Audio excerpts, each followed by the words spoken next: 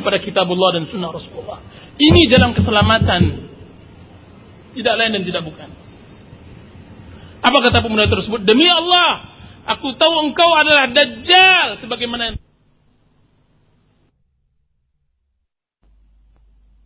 pemuda yang terbaik pada zaman tersebut. Apa kata Dajjal? Kalau begitu engkau akan lihat bahwa aku adalah Tuhanmu. Maka dibelahlah pemuda tersebut. Ketika dibelah dari kepala sampai tengah badannya, dibelah kiri ke kanan, kemudian Dajjal melewati. Kemudian mulailah orang-orang sekeliling Dajjal bersorak dan bertepuk. Mereka mengatakan, engkau adalah Rabb kami, engkau adalah Tuhan kami. Hidup Dajjal, hidup Allah. Kemudian dia bertepuk dada. Wahai kaumku, umatku, barukah kalian tahu sekarang aku adalah Tuhan kalian? Semuanya mengatakan, betul, engkau adalah Tuhan kami. Maka dihidupkan pemuda itu lagi. Wahai fulan, sekarang engkau akuikah aku adalah Tuhanmu? Apa kata pemuda tersebut? Demi Allah, wahai Dajjal, saya bertambah yakin bahwa engkau adalah Dajjal sebagaimana yang telah dikabarkan oleh Rasulullah SAW. Keimanan yang mantap, keimanan yang sangat luar biasa. Bapak-bapak, ibu-ibu yang dirahmati oleh Allah Subhanahu wa taala. Ada permasalahan yang sangat mendasar yang sekarang menjadi fitnah zaman, terkhusus negeri kita. Yang saya yakin yang hanya bisa selamat adalah kaum muslimin yang berpegang teguh dengan sunnah Rasulullah sallallahu alaihi wasallam. Dan ini mengkhawatirkan bagi seorang muslim yang baik, yaitu tentang permasalahan hubungan pemerintah dengan rakyatnya, hubungan kaum muslimin dengan pemerintahannya. Sebagai muslim yang baik, tentang masalah pemerintah yang zalim, tentang masalah pemerintah yang tidak bijaksana, tentang masalah pemerintah diktator dan durjana, masalah yang tidak asing lagi bagi dia. Telah 1400 tahun yang lampau Rasulullah telah mengkhabarkan. Akan tapi yang masalah tidak adanya kaum muslimin yang berkiblat terhadap tunjuk dan nasihat Rasulnya yang mulia tentang perintah bersikap terhadap pemerintahan tersebut. Ini yang bersalah. Masalah bagi kita bukan tidak sekali dua kali Rasulullah SAW mengkhabarkan bahwa akhir zaman akan ada penguasa-penguasa yang zalim. Badan mereka badan manusia, akan tapi hati mereka hati syaitan. Hadisnya sahih. Bukan tidak ada Rasulullah SAW mengatakan sang pemimpin melaknat dan mencaci rakyatnya, dan rakyat mencaci dan melaknat pemimpinnya. Telah dikabarkan dengan hadis yang mutawatir. Kan tapi yang sangat disayangkan, apa seharusnya sikap seorang muslim di akhir zaman seperti ini? Zaman fitnah. Saya tidak ada melihat masa yang sesusah zaman kita sekarang ini. Dia bagaikan benang yang sudah kusut. Siapa yang perlu disalahkan? Apakah pemerintahan? Apakah rakyat? Atau setiap individu kita sebagai seorang anak manusia kepada Allah Subhanahu wa taala? Bapak-bapak, ibu-ibu yang dirahmati oleh Allah Subhanahu wa taala. Rasulullah sallallahu alaihi wasallam bersabda dalam hadisnya yang sahih diriwayatkan oleh Imam Bukhari dan Muslim. Rasulullah SAW bersabda, innakum satalqawna ba'di atharah. Sesungguhnya kalian akan menemui setelah wafatku nanti orang-orang yang mementingkan dirinya. Maka bertanya para sahabat Rasulullah SAW, ya Rasulullah, apa yang kau perintahkan kami jika seandainya kami temukan zaman tersebut? Maka berkata Rasulullah SAW, hendaklah kalian berpegang teguh dengan jamaah kaum muslimin. Berkata Rasulullah SAW kepada Abu Darda atau Abu Dzar radhiyallahu anhu, wahai Abu Dzar, bagaimana sikapmu jika seandainya engkau temui seorang pemimpin yang mengakhirkan salatnya dari waktunya? Hadis diriwayatkan oleh Imam Bukhari. Apa dijawab oleh Abu Darda? Ya Rasulullah, apa yang kau perintahkan kepada saya? Maka Rasulullah SAW bersabda, hendaklah engkau wahai Abu Darda salat pada waktunya, kemudian salat bersama kaum muslimin. Di dalam riwayat lain Rasulullah SAW mengatakan di dalam hadis yang sangat panjang, hadis Irbad bin Sariyah. Apa kata rawi-rawi hadis? Suatu hari kami mengunjungi sahabat yang mulia Irbad bin Sariyah dan dia dalam keadaan sakit. Apa kata kami? Ya sahabat Rasulullah, wahai Irbad. Sahabat Rasulullah tersebut namanya Irbad bin Sariyah. Wahai Irbad, sungguhnya kami datang ke sini bertakziah. Engkau sakit, bertakziah. Kan tapi di samping itu kami ingin mengambil hikmah darimu. Wasiatkan kami. Apa kata Irbad bin Sariyah? Sesungguhnya demi Allah, aku telah mendapatkan wasiat dari Rasulullah SAW. Satu hari beliau berbicara tentang agama. Kemudian kami berkata, ya Rasulullah, wasiatkan kami. Maka Rasulullah SAW bersabda, alaikum bis-sam'i wa ta'ah, wa in ta'ammar alaikum abdun habasyi, fa innahu man ya'ish minkum fasayara ikhtilafan katsira. Hendaklah kalian mendengar dan mentaati, sekalipun yang memimpin kalian adalah seorang budak yang dari Ethiopia.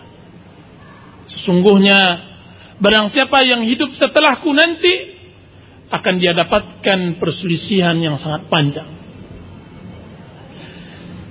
Dan Rasulullah sallallahu alaihi wasallam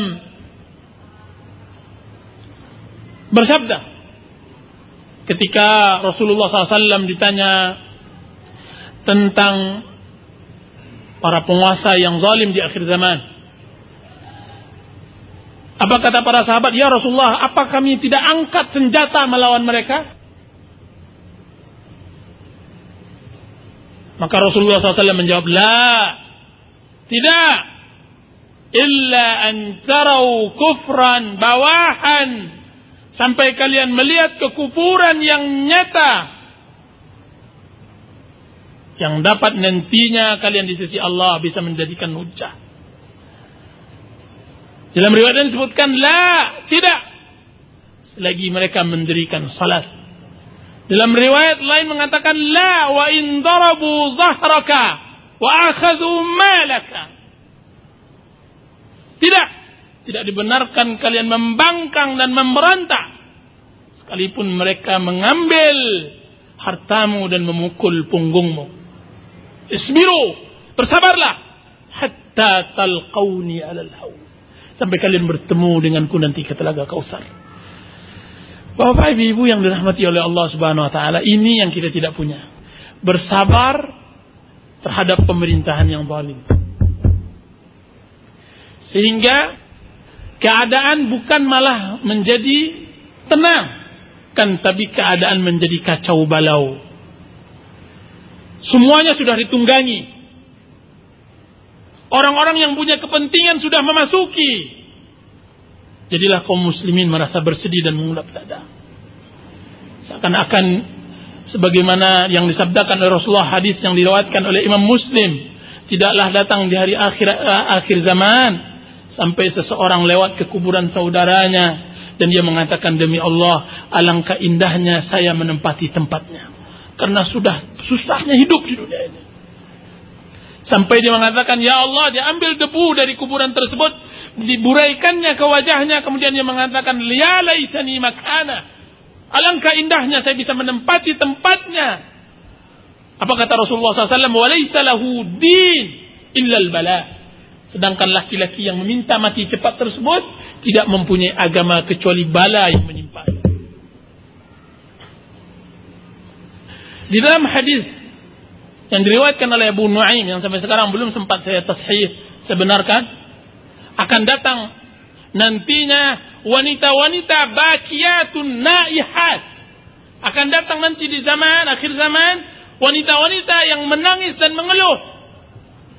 Seorang wanita mengeluh akan agamanya, seorang wanita mengeluh akan keluarganya, seorang wanita mengeluh akan pendapatannya, seorang wanita mengeluh akan suaminya, seorang wanita mengeluh akan anaknya, seorang wanita mengeluh akan rakyatnya, seorang wanita mengeluh akan pemerintahannya. Semuanya mengeluh. Dan itulah fitnah. Dan Rasulullah SAW telah bersabda tentang masalah pemerintahan, wahai bapak-bapak, ibu-ibu, tidak ada sebaik bersabar di antara pemerintahan yang zalim. Sabar adalah solusi. Rasulullah SAW nyaris menyebutkan hadis ini mutawatir untuk bersabar. Allah Rasulullah SAW kata Rasulullah SAW, tunaikan hak kalian kepada mereka dan mintalah hak kalian kepada Allah Subhanahu wa taala. Hak kita kepada Allah. Mau apa kita lagi? Ini tergantung kepada keyakinan kita kepada hadis Rasulullah. Memang berat karena memang kita sudah diajarkan untuk anarkis. Tapi ini sabda Rasulullah sudah di hadapan kita. Saya kalau seandainya berkesempatan saya akan berbicara tentang panjang lebar tentang masalah ini. Rasulullah SAW mengajarkan kita untuk bersabar. Ini yang masalah pertama. Sebenarnya pembahasan ini tidak sedangkal ini, tapi karena waktu memang sangat mendesak, maka saya cukupkan di sini. Yang kedua, saya tidak melihat suatu zaman, melihat dalam artian jelas mengkaji sejarah mulai dari ciptaan Adam alaihissalam sampai akhir zaman. Manusia mati-matian mencari dunia seperti zaman sekarang ini. Dan ini sesuai dengan disabdakan oleh Rasulullah SAW dalam hadis sahih diriwayatkan oleh Imam Bukhari, la ya'ti zamanun hatta la yubali al-mar min ayna akhadha al-mal wa fima anfaqah. Akan datang suatu zaman yang mana seseorang tidak peduli dari mana dia mendapatkan harta dan mana dia infakkan. Saya tidak pernah melihat orang kalut, orang was-was, orang berputus asa sebagaimana berputus asa dan was-was dan kalutnya mereka mencari dunia.